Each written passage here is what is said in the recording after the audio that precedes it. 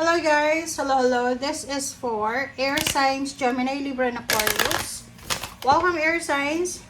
Tingnan natin yung weekend reading mo. So, this is general reading. I hope na makuha mo yung energy dito.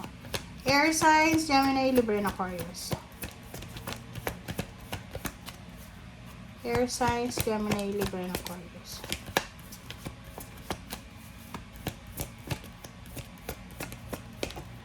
Okay. Fourth house, number 23, 5. Next is house number 20. Okay. Air signs, Gemini, Libra, and Aquarius. Number 2. Sa weekend na to, sinasabi ng barahan na maybe you will receive a message,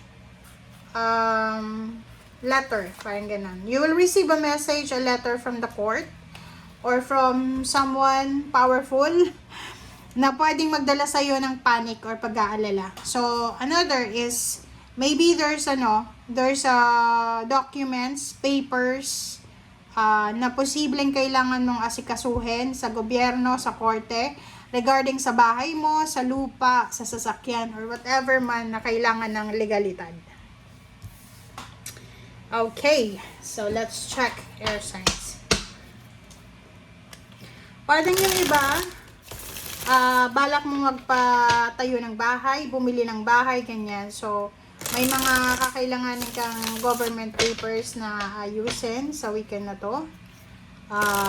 Meron din na, like for example, may issue na tungkol sa iyong pamilya na pwedeng umabot sa korte, parang ganyan. So, pwedeng nag-aalala ka, don't know why.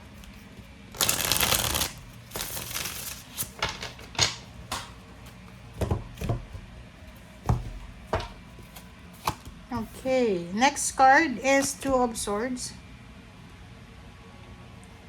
Two of Swords, Temperance, Three of Swords, Strength card, and Ace of Pentacles.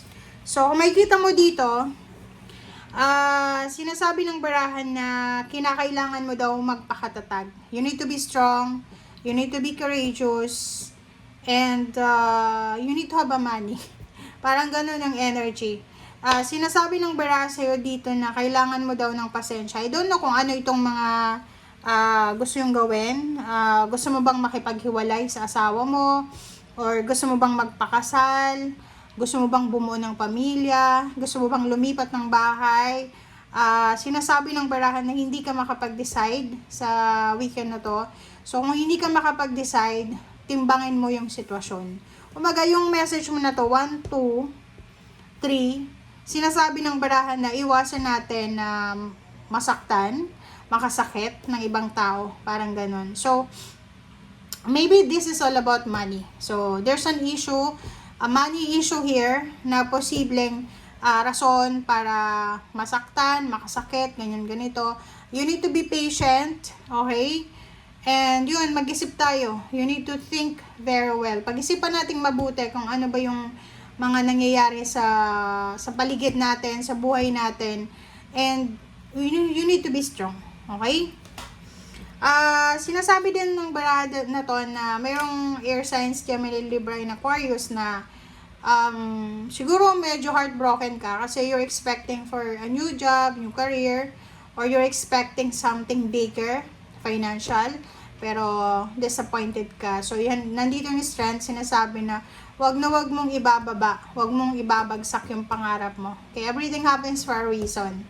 There's a reason kung anong nangyayari sa buhay mo sa ngayon. Okay?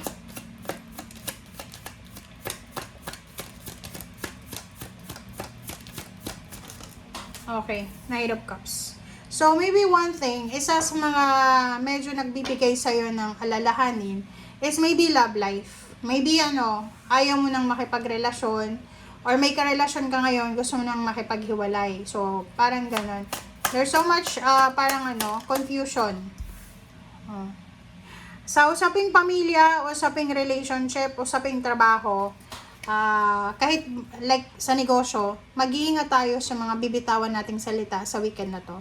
Kasi yung sinasabi ng barahan na to na para daw magkaroon ka ng perfectong pamilya, para magkaroon ka ng tahimik, peaceful na pamilya, strong and peaceful na family, you need to be patient.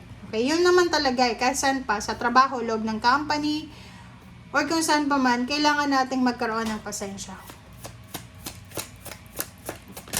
Okay, 3 of Swords, 5 of Pentacles. So, 'di ba? Parang nakikita ko siya dito, air signs, na this weekend, isa sa mga nagbibigay sa'yo ng confusion, ng galit, ng hinanakit, is yung pagkakaroon ng problema sa salapi. Parang, ang nakikita ko siya dito, hindi mo alam kung saan ka kukuha ng pera, or pwedeng nakikita ko na disappointed ka talaga sa mga nangyayari. Kasi parang, like for example, 8 months ago, 5 months ago, or 5 years ago, you're expecting na this 2026 ay iba na.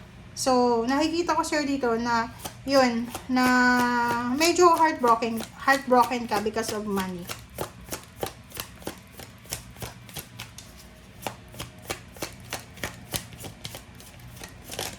Oops, sorry.